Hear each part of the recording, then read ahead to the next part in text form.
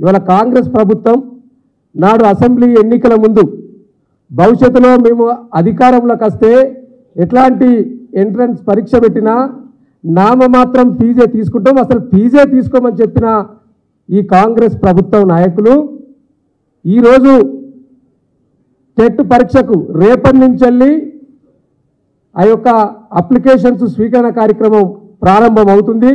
కాబట్టి ఈరోజు ఆ టెట్ అభ్యర్థుల పక్షాన బీఆర్ఎస్ పార్టీగా మేము కాంగ్రెస్ ప్రభుత్వాన్ని డిమాండ్ చేస్తూ ఉన్నాం. గత బీఆర్ఎస్ ప్రభుత్వంలో టెట్ పరీక్ష రాయాలంటే ఒక పేపర్కు 200, రెండో పేపర్కు 300 ఉంటే ఈనాడు కాంగ్రెస్ ప్రభుత్వ హయాంలో ఒక పేపర్కు 1000 రూపాయలు, రెండో పేపర్కు 2000 రూపాయలు పెంచింది. అంటే దాదాపుగా 150% పైగా మరి ఆ ఎగ్జామ్ పరీక్ష ఫీజును కూడా పెంచింది.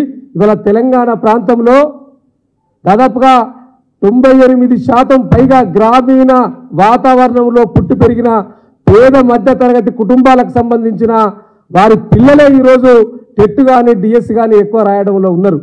వారు ఇప్పటికే కోచింగ్ సెంటర్లో అనేక వేల రూపాయలు కోచింగ్ సెంటర్లకు పెట్టి హైదరాబాద్లో నేను జిల్లా హెడ్ క్వార్టర్లో చదువుకుంటూ పరీక్షలు నిర్వహించాలి రాయాలని ఒక ఉద్దేశం కొద్దీ లైబ్రరీలో వాళ్ళు ప్రిపేర్ అవుతున్న ఈ సందర్భంలో మీరు మూలిగే నక్క మీద తాటకాయ పడ్డట్టు ఇవాళ పేద తరగతి మధ్యతరగతి కుటుంబ సభ్యుల పిల్లలపైన ఈ యొక్క పెనుభారాన్ని ఈ కాంగ్రెస్ ప్రభుత్వం చేసింది. ఇవాళ మీరు ఆనాడు ఏం మాట్లాడిండ్రు, ఎన్నికలకు ముందు మీరు ఏం మాట్లాడిండ్రు, అనేక పత్రికల్లో ఇవాళ నాకు అందుబాటులో ఉన్న పత్రికలు ఒక క్లిప్ చూపిస్తాను నేను.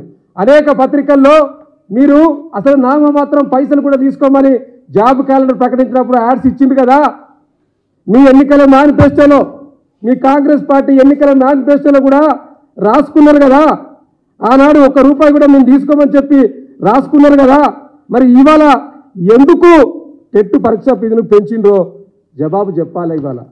ఇవాళ అభయహస్తం మేనిఫెస్టోలో ప్రత్యేకంగా రాసిండ్రు దరఖాస్తుదారులు ఎవరు ₹1 ఫీజు కూడా కట్టనవసరం లేదు అని మీ కాంగ్రెస్ ఎన్నికల మేనిఫెస్టోలో ఇచ్చింది కదా. దీని గురించి మీరు అన్ని పత్రికల్లో యాడ్స్ ఇచ్చారు కదా. ఆనాడు ఎన్నికలకు ముందు అసెంబ్లీ ఎన్నికలకు ముందు మీరు యాడ్స్ ఇచ్చింది కదా, మర్చిపోయినరా? మరి ఎందుకు పెంచుతూ ఉన్నారు? ఇవాళ 200, 300 ఉన్న పరీక్షా ఫీజును టెట్కు సంబంధించి 1000, 2000 ఎందుకు పెంచిండ్రు? మేము డిమాండ్ చేస్తూ ఉన్నాం అభ్యర్థుల పక్షాన కాంగ్రెస్ ప్రభుత్వాన్ని వెంటనే ఈ ఫీజును తగ్గించి రేపటి నుండి మీరు దరఖాస్తులు స్వీకరిస్తూ ఉన్నారు కాబట్టి అప్లికేషన్లు స్వీకరిస్తూ ఉన్నారు కాబట్టి ఈ ఫీజును తగ్గించి తీసుకోవాలని మేము డిమాండ్ చేస్తూ ఉన్నాం. లేకుంటే భవిష్యత్తులో అభ్యర్థులతో కలిసి ఈ ప్రభుత్వం పక్షాన ప్రభుత్వం పైన పోరాటం చేయడానికి మేము సిద్ధంగా ఉన్నామనే విషయాన్ని కూడా ఈ సందర్భంగా ఈ వేదిక ద్వారా కాంగ్రెస్ ప్రభుత్వాన్ని మేము డిమాండ్ చేస్తూ ఉన్నాం.